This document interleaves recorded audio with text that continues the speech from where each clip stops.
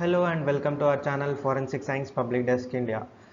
So today I am with you a topic sexual offences part 2, and the previous video we have learnt about sexual offences part 1, where we have classified and introduced what are various types of sexual offences. This video is fourth video of forensic medicine lectures of UGC Net Forensic Science. So let's proceed into the topic. Rape, with its definition, rape is an unlawful sexual intercourse by a man with a woman and is defined under section 375 IPC. So you can understand it very well. So it is the illicit or it is forceful intercourse of a man with woman. A man is said to commit rape if he is himself or makes a woman to do so with him or any other person following is these things. So the rape definition is being expanded and elaborated as per the recent Criminal Law Amendment Act 2013. Rape is no longer considered as natural sexual offense. It has expanded the definition of rape to include all forms of sexual violence like oral, anal, vaginal, including by objects, weapons, fingering, and has addressed previous limitations of rape laws. So rape, it can be considered now as natural or unnatural. So it is also been a word in sexual perversions as well. So once a man is touching a woman sexually for sexual favors, or he is showing pornography, can also be considered into the rape. So this is the following definition. So other main parts, other main understandings are like penetrates his penis into the vagina, mouth, urethra, or the anus. Inserts any object or any part of his body, not being his penis, or applies his mouth into the vagina, mouth, urethra, or anus, can also be said as rape. Manipulates any part of her body so as to cause penetration into the vagina, urethra, or anus. So these are the various points which are also included for the definition of rape. So it is very important to know this particular thing, section 375 and Criminal Law Amendment Act 2013. So what are various IPC sections of the rape? So first one, you can see section 376(1), a man committing rape except in cases like a normal man, a strange man. So he is committing rape, which can be considered as 376(1), which will be punishable more or less than 7 years, which may extend to life imprisonment and fine. And you can see 376(2) IPC, which will be the custodial rape. Punishment is rigorous imprisonment for more than 10 years or 10 years for life imprisonment, remainder of natural life. So whatever the natural life, whatever it is there, he is going to spend his complete life in the jail. If rape is committed on a woman by police officer, by any armed force, public servant, management staff of the jail, remand home, women's child institutions, relative, guardian, teacher, person of trust or authority, position of control, dominance, during communal sectarian violence, and when the girl or woman is under 16 years age and physically mentally disabled, then all these particular cases can be considered into the custodial rape. So where the woman or the girl is under the custodian of following officials which I have mentioned. Then coming to section 376A, in cases where the person committing rape inflicts injuries on the woman which causes death or leads to persistent vegetative state, which will be punished very rigorously, punished imprisonment more than 20 years or 20 years, and left all his life will be spent in the jail. So inflicting injuries and making her physical condition vegetative in condition is a very horrible kind of crime. So it is punished more than 20 years or 20 years life imprisonment. Then coming to 376B, sexual intercourse by husband upon his wife during separation without her consent is punished with imprisonment 2 to 7 years, amounting to fine also. So this particular thing, even if it is divorced, they are separated, and if they are not separated also, if they are still in a marriage relation, if a wife does not want to have sex with her husband and he is forcefully doing the sex, then it is punishable under 376B. The particular crime can be reported to the police officers, then they will be booking the particular man into the custody up to 2 to 7 years.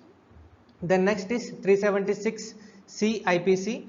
So sexual intercourse by a person of authority or in a fiduciary relationship. Fiduciary relationship means one who is in the authoritical relation. That means he can be the guardian, as like we have seen in the custodial rape. Here the person is in a fiduciary relation, then it can be considered as 376C. Both are almost similar. Okay, so 376D IPC in case of gang rape.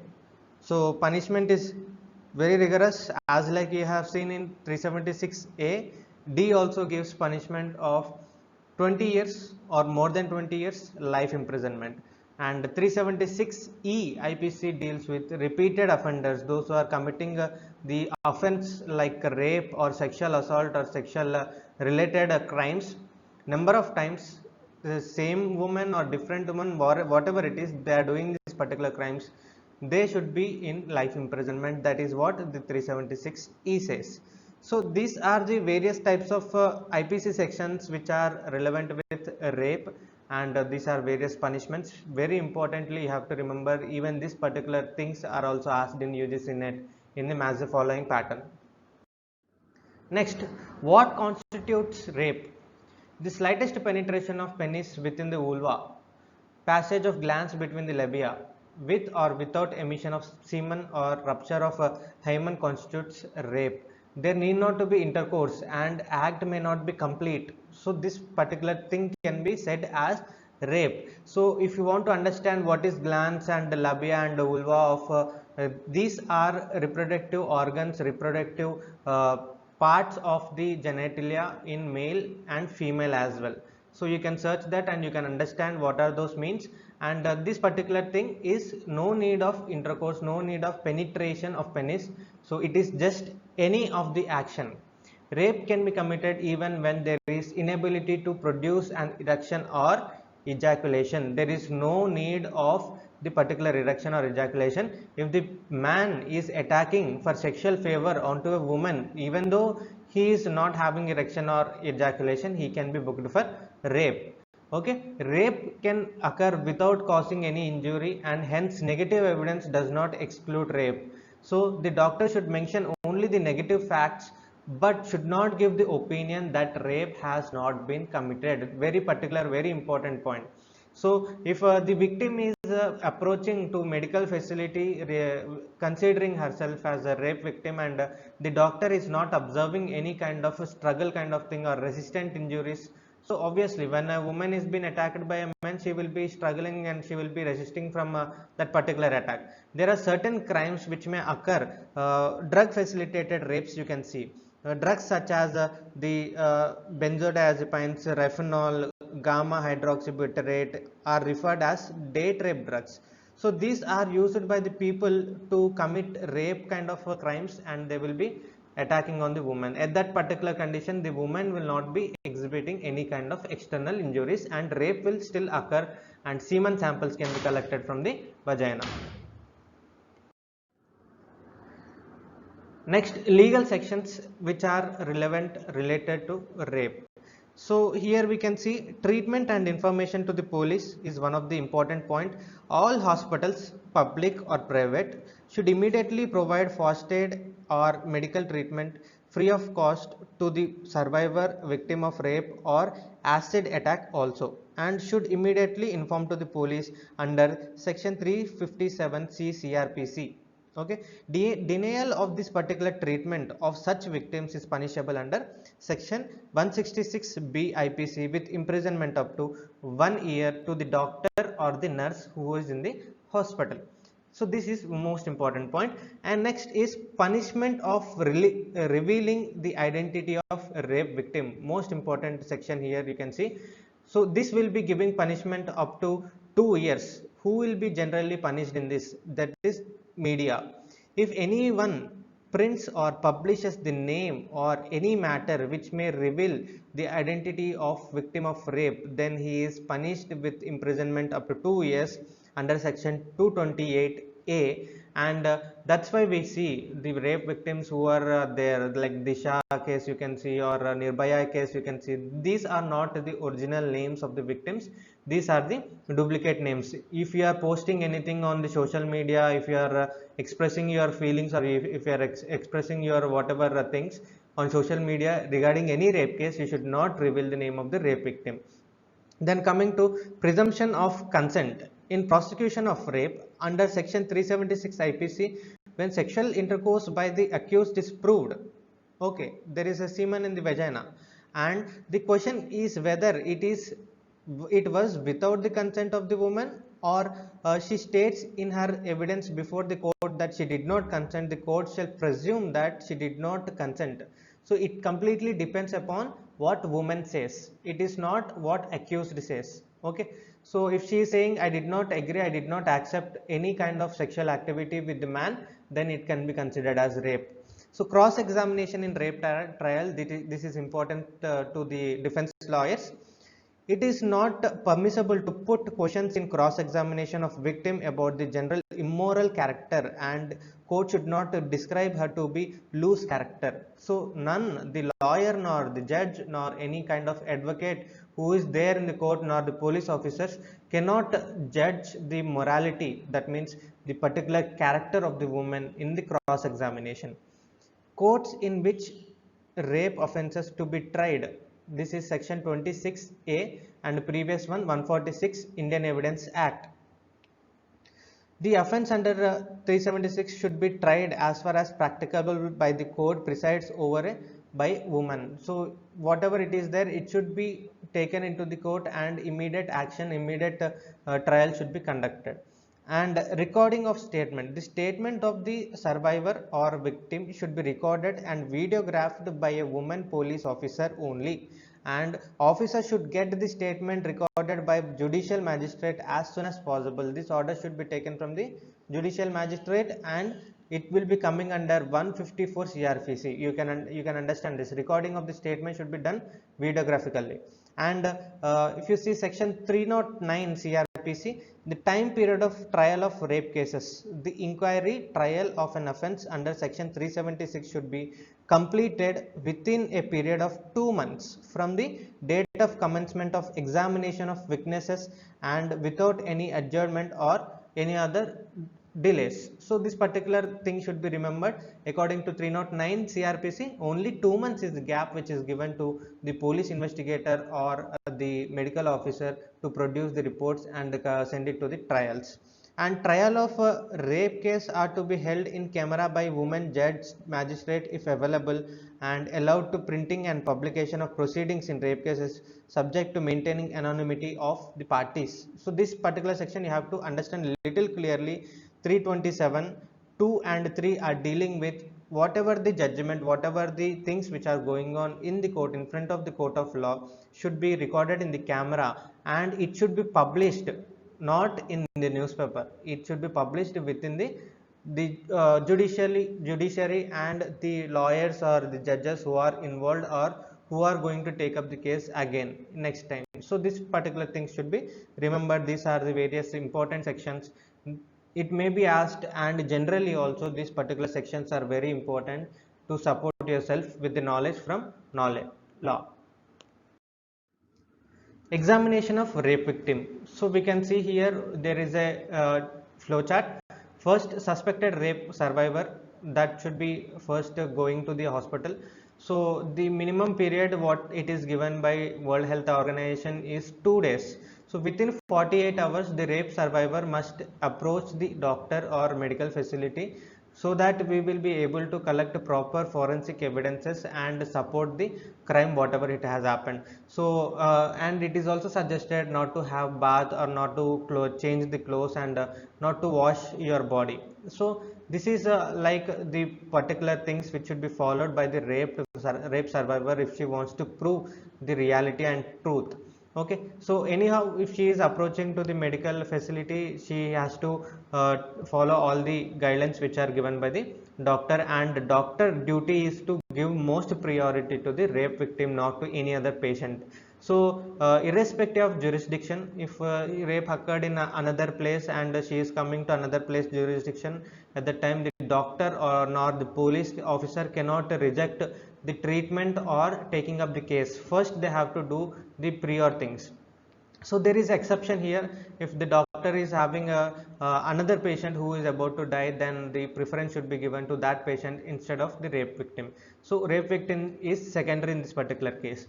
Consent for examination should be taken from the rape victim. Evidence collection and police information should be made a report. So this particular thing should be done within the 1 day.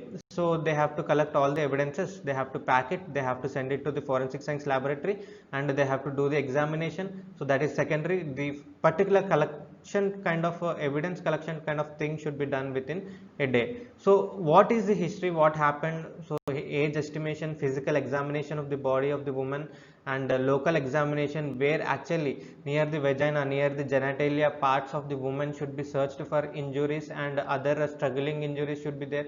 Anything whatever it is there should be clearly observed, clearly recorded, and clearly photographed, and this all evidences will be packed, sealed, documented, and sent it to the forensic science laboratory, from which we will be getting the report, and it will be handed over to the police. Coming to treatment should be provided as soon as possible. Very good treatment, very actual treatment should be given, so that the victim should recover soon, and whatever it is, the cost should be bared, and it will be given as compensation to the hospital corporate if it is, or government will be bearing by itself, and they will be discharged, and the particular health condition will be followed up by the forensic nurses. Okay, so here you can understand what is the role of forensic nurse. So as per the ethics and practices of forensic nurse, the rape victim, rape survivor should be treated with very good respect, and very good particular goodness. So this is the thing about the examination of rape victim.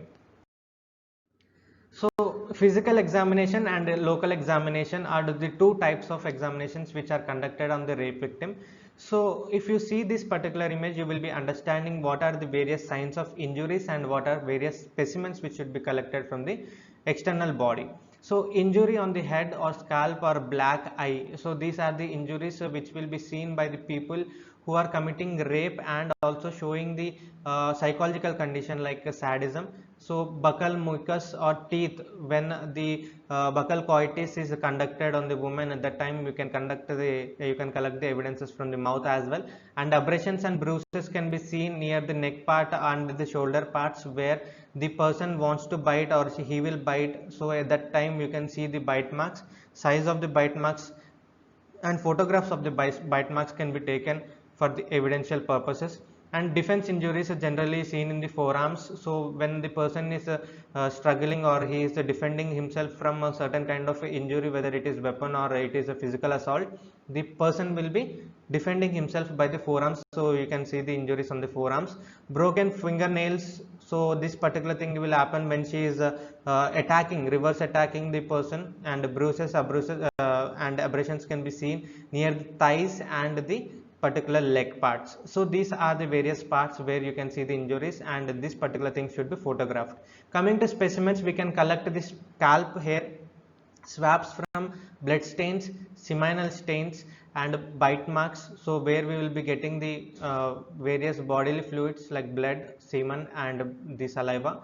And blood can be collected directly from the veins, and foreign materials which are present on the body, like the whatever fibers, so you can say, or the buttons, you can say, various kinds of foreign materials can be found near the crime scene or attached to the body. So trace evidences can be collected. Nail scrapings can be collected, where when she is struggling or she is defending herself from the attacker, she will be taking their skin epithelial cells into the nails. Those can be collected for the DNA evidences. So this is physical examination. Local examination. So local examination includes the positioning of the woman and she is alive, right? So she will be positioned in lithotomy position of genital examination, where the photographs will be taken by the doctor for only examination purpose and evidential creation purpose. And in this, the woman will be lying on that particular bed which you are seeing in the image, and she will be putting two legs separated and spreaded, and here the vaginal part and anal part can be observed clearly. So the first things first, we will be seeing the genitals, and the patient is laid in that particular position. Examination of genitalia is done using speculum glass globe, sometimes transilluminated, to stretch the hymen around the inspection of the edges. So she is already injured, and if any severe injury is going on which will be giving heavy bleeding to her, to her will be first treated. And in this particular examination, in complete physical examination or local examination, the treatment will be given first priority, and then after that evidence collection. Then stains can be observed. If the presence or of the stains of blood stains in both legs or vagina should be looked for, and those should be collected as swabs and collected preserved. Then pubic hair can also be seen, and that will be examined. If there is any matted pubic hair, then that will be collected. If the pubic hair is contaminated with seminal fluid or the blood or any other foreign hair, that can be combed and collected. If it is having seminal fluid, it will be getting thick and matted, so that can be scissored and it can be collected. And if it is having any foreign pubic hair, that will be combed and collected. So next is genital injuries. So we can observe acute findings of injuries, whether the genital or anal area includes abrasions can be seen, bruisings can be seen, edema can be seen, and lacerations can be seen. So these are very severe injuries. So specimens you have already seen, like pubic hair, seminal stains, all these are common. And the discharge are also collected, whether it is urethral discharge, which is transparent in nature, vaginal discharge, which is white in nature, and menstrual discharge, which is red color like blood. And swabs will be collected in the two ways. First is the low vaginal swab, which will be not inserted more than 2 inches, and if it is a high vaginal swab more than 2 inches, it will be inserted by the woman itself. So according to her understanding, according to the pain which she is having, so she will be giving us the swabs. So it is suggestible 2 inches and more than 2 inches. And coming to signs of injuries, thighs you can see the abrasions and bruises, and labia we can see redness, bruises, swelling, scratches. So these are the parts which are generally present on reproductive organs and genitalia of a female. And vestibule, it can be normal or a gap can be seen. And hymen is one of the important point where the forensic doctor will be checking for. Laceration of hymen occurs with the first intercourse, that is the common, and the first rupture of the hymen may also occur due to the cycling, riding, and masturbation, or any other physical activity which is heavily done involving the genitalia. So that cannot be said as virgin or non-virgin, but it is a general principle which is followed. And tearing of hymens usually can be occurring posterior laterally, that means in the middle of 5 o'clock to 7 o'clock. You can see here there is vagina and the clock instructions are given here. Between 5 o'clock to 7 o'clock generally the hymen disruption or rupture can be seen. So there we can check the actual rupture of the hymen. Then forchit is one of the same kind of thing which can be seen in the hymen. So after hymen, in the particular image you can see forchit. Forchit means it will be a folded skin which is present under the particular hymen. So this can be lacerated, it can be injured, and the posterior commissure will also be there, so that can also be observed as ruptured. And the perineum will be there, that can also be observed as lacerated, and anal orifice we can observe it as lacerated. So these are the common injuries which will be present in the local examination, and it should be observed and recorded by the police or the doctor for documentation purpose. Next, specimens preserved for laboratory examinations. First is clothes. So when she is approaching medical facility, she should be provided with the new clothes, and whatever she was wearing already should be collected and preserved and it should be dried in the shade, and it should be packed in the paper and folded and then sent to the laboratory, where we will be searching for various kinds of evidences in the clothes. And swabs, as like I have already said, 2 inches and more than 2 inches, two types of swabs will be collected from the vagina. So you can see here the procedure. First, take out the swab without holding the actual part, hold near the handle and put it inside the vagina and take it out, just put it in the vial which is given and close the vial, submit it to the doctor. So next is hair samples can be collected. It is pubic hair or body hair or the scalp hair. Then nail scrapings can also be collected by taking the nails, and blood sample, venal blood, and urine sample, direct urine can be collected within the 2 hours, and the oral swabs can also be collected by the oral swabs. So all these evidences can be sent to the laboratory for examination. So where the serological examination and the DNA examination will be done on particular evidences, and which can be cross matched with the suspects, and we can confirm who is the accused. Examination of rape accused is also one of the most important point. Examination of rape accused will be coming into 53A CRPC section, where the doctor needs to handle the suspected people who are generally accused to the rape, and the physical examination includes the clothes and marks of injuries. So any injuries are there on the back side or on any of the front side abdominal part, this particular injuries can be seen and this can be photographed. So those will be matched with the nails scrapings of the woman. Then we can see local examinations as well. In local examination, the pubic hair of the person will be collected, and that will be sent to the forensic science laboratory. And next is injuries or genital organs. So when the woman is struggling and she is defending herself from the attacker, she will be able to do certain kind of injuries in the genital part, in the local areas also, to the man. So at that time also we can see there are certain injuries which are there.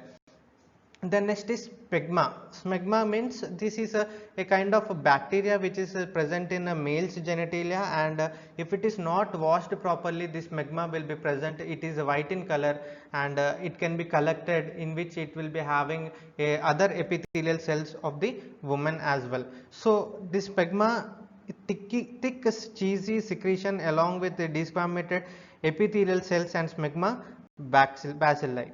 If present under the pubis corona glandis is inconsistent with recent sexual intercourse. Okay, so if it is present, you can say there is no intercourse. If it is not present, you can say there was certain kind of intercourse where the particular white substance is being exchanged according to Locard's exchange principle. There is a test which can be conducted, Lugol's iodine test. It is iodine solution painted on glands would reveal the presence of vaginal epithelial cells by turning brown due to glycogen present in them. So you can see the color change. By that you can identify whether there was intercourse by the man or not. And Papa-Nicolau test can also be conducted. This is a staining test which will be conducted on the glands as well. The stain will be given, and you can identify whether there was any intercourse or not. So these are various kinds of examinations which can be conducted on rape accused. So thank you for watching video, and I hope you have understood the important topics relevant with rape. I have only discussed this few important topics. There are more much relevant information regarding this topic. You have to study that, and you have to also go through the study of rapes and the statistics which are given by the NCRB 2019. Thank you.